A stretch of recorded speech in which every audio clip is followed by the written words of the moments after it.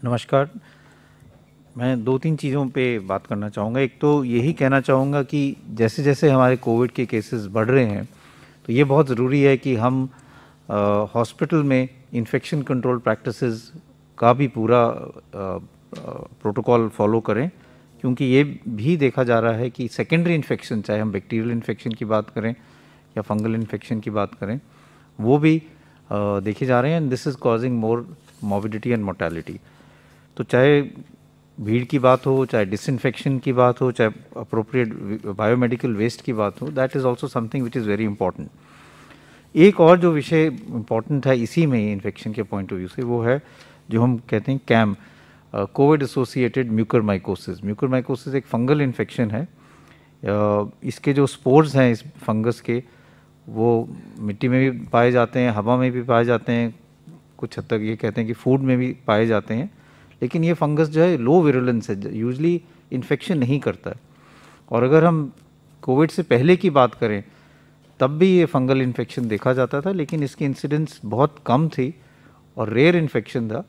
उन लोगों में देखा जाता था जिनकी शुगर बहुत ज़्यादा है, डायबिटीज़ अनकंट्रोल्ड है, या जिनको ट्रांसप्लांट हुआ और फिर वो इम्यूनोसप्रेसेंट ड्रग्स पे जिससे उनकी इम्यूनिटी कम है, या कैंसर के ऐसे पेशेंट्स हों जो कीमोथेरेपी पे हैं। आम लोगों में ये यूजली नहीं पाया जाता था, तो इसलिए ये नई बीमारी नहीं है। लेकिन कोविड के कारण और कोविड की ट्रीटमेंट के कारण इसके केसेस अब काफ़ी ज़्यादा देखने में आ रहे हैं। कई क्षेत्रों में काफ़ी अधिक मात्रा में केसेस रिपोर्ट किए जा रहे हैं। अगर हम एम्स की ही बात करें तो हमारे यहाँ ऑलमोस्ट 23 केसेस हैं जो भी एडमिटेड हैं जिनको ये फंगल इन्फेक्शन है कोविड के। 20 उनमें से अभी भी कोविड पॉजिटिव हैं और 3 कोविड नेगेटिव हैं। और कई राज्य ऐसे हैं जिनमें 400-500 से ज़्यादा केसेस उन्होंने रिपोर्ट किए हैं कोविड के, उनके पास अभी पॉजिटिव हैं। ये जो बीमारी है वो या तो फेस को अफेक्ट करती है, जिसको हम कहते हैं राइनो ऑर्बिटल सेरेब्रल म्यूकरमाइकोसिस, जिसके कारण नाक में, आँख की जो ऑर्बिट है उसमें या ब्रेन के अंदर इन्फेक्शन फैल सकता है, जिससे लोगों की विजन भी जा सकती है, आँख की रोशनी जा सकती है और कुछ हद तक कभी ब्रेन में भी इन्फेक्शन हो सकता है। साथ में ये फेफड़े में भी फैल सकता है, जिसको हम कहते हैं पल्मोनरी म्यूकरमाइकोसिस। दोनों में कुछ लक्षण हैं, जैसे अगर राइनो ऑर्बिटल सेरेब्रल म्यूकरमाइकोसिस है तो हेडेक हो सकता है, सिर में दर्द हो सकती है, नाक ब्लॉक हो सकता है, नाक से सिक्रीशंस आ सकती हैं जो हरे रंग की हो, या नाक से खून आ सकता है, या एक चेहरे में सेंसेशन कम हो सकती है, एक साइड में चेहरे में सोजिश हो सकती है, या स्किन में डिस्कलरेशन हो सकता है। अगर फेफड़े में हो तो बुखार हो सकता है, छाती में दर्द हो जाती है, खांसी होती है, खांसी में खून आ सकता है। लेकिन मोस्ट इम्पॉर्टेंट इशू ये है कि ये फंगल इन्फेक्शन अब ज़्यादा क्यों देखा जा रहा है और उसके क्या कारण है और क्या प्रिवेंटिव एस्पेक्ट्स हम कर सकते हैं। एक तो ये है कि जो कोविड इन्फेक्शन है उसके कारण भी ये एक रिस्क फैक्टर है। कोविड इन्फेक्शन में जो हमारे अगर हम ब्लड काउंट्स देखें तो एक सेल लाइन जो है जिसको हम लिम्फोसाइट्स कहते हैं वो कम हो जाते हैं, लिम्फोपीनिया हो जाता है।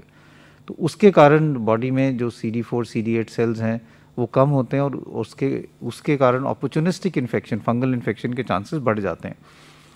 ये फर्स्ट वेव में भी देखा गया था, और अगर हम 2003 सार्स की बात करें तो तब भी अगर डेटा देखें तो तब भी फंगल इन्फेक्शन कुछ हद तक ज़्यादा रिपोर्ट किया गया था।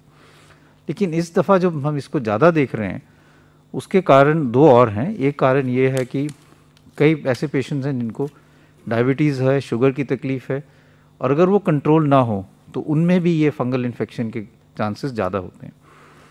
और तीसरा जो बहुत इंपॉर्टेंट कारण है, miss use of steroids. Steroids जो पेशेंट्स ले रहे हैं जिनको डायबिटीज़ हैं और साथ में कोविड है, अगर ये तीनों चीज़ें इकट्ठी मिल जाएं तो वो चांसेस ऑफ फंगल इन्फेक्शन एकदम बढ़ जाते हैं।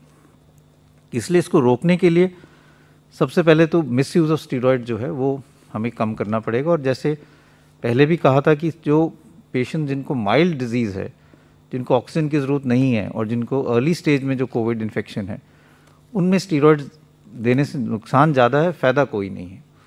जो रिकवरी ट्रायल है उसने भी यही दिखाया था कि अगर हम स्टीरॉयड्स माइल्ड पेशेंट्स में देते हैं तो मॉर्बिडिटी और mortality because of secondary infection ज़्यादा होता है।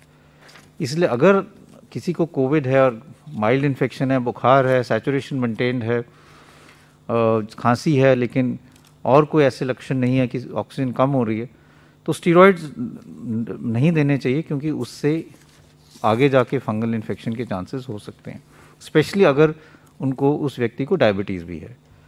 दूसरा है डायबिटीज़ या शुगर कंट्रोल, वो बहुत ज़रूरी है, क्योंकि जिन लोगों का शुगर कंट्रोल नहीं होता उसमें ये फंगल इन्फेक्शन ज़्यादा पाया जाता है। तो ये बहुत ज़रूरी है कि जिन लोगों को भी डायबिटीज़ हैं या जो स्टीरॉइड्स ले रहे हैं वो अपना शुगर चेक कराएं, क्योंकि कई दफ़ा किसी को ये पता नहीं होता कि मेरे को शुगर की तकलीफ़ है, स्टीरॉइड्स ले तो एकदम शुगर 300-400 पहुंच जाती है। तो इसलिए अपना शुगर भी मॉनिटर करें, और अगर डायबिटीज़ है तो और भी ज़्यादा ज़रूरत है कि जब कोविड इन्फेक्शन है या आप स्टीरॉइड्स ले रहे हैं तो शुगर को रेगुलरली मॉनिटर करें।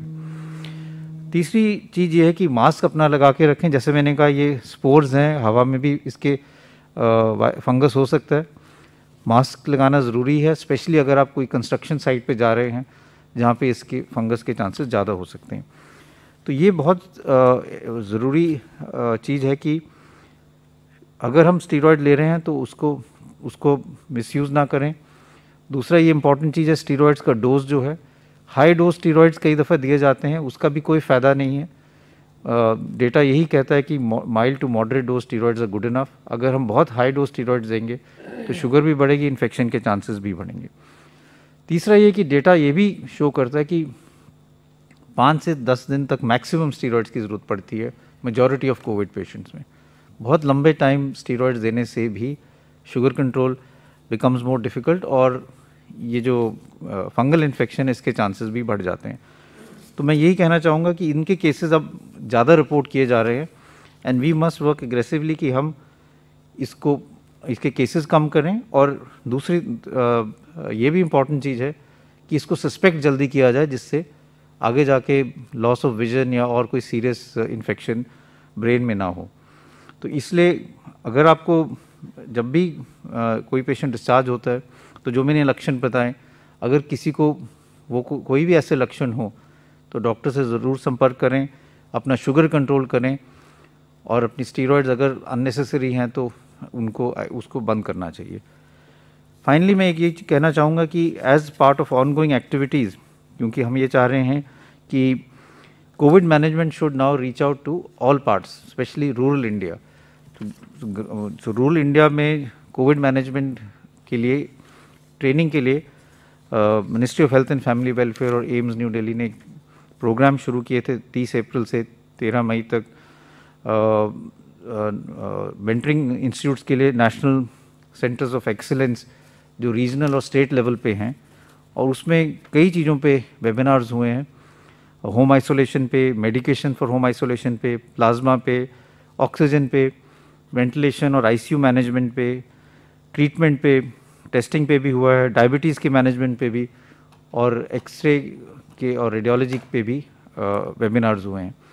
अब इन रीजनल सेंटर्स को खुद आगे जाके वेबिनार्स करने हैं, और अपने एरिया में, चाहे वो प्राइवेट सेक्टर में हो या पब्लिक सेक्टर में हो, सब डॉक्टर्स को वहाँ ट्रेन करना है, जिससे रूरल इंडिया में भी कोविड मैनेजमेंट की पूरी स्ट्रैटेजी जो है वो एकदम परफेक्ट हो, और मैनेजमेंट जो है वो बिल्कुल आइडियल हो एज़ पर इंटरनेशनल गाइडलाइंस। तो ये 3 चीज़ें हैं, पर एक तो training and rural area, good infection control practice in hospitals, और प्रिवेंशन ऑफ फंगल इन्फेक्शन जो हम ज़्यादा देख रहे हैं, और ये कोविड के साथ साथ इसके इंसिडेंट्स बढ़ रहे हैं of mucormycosis. Thank you very much.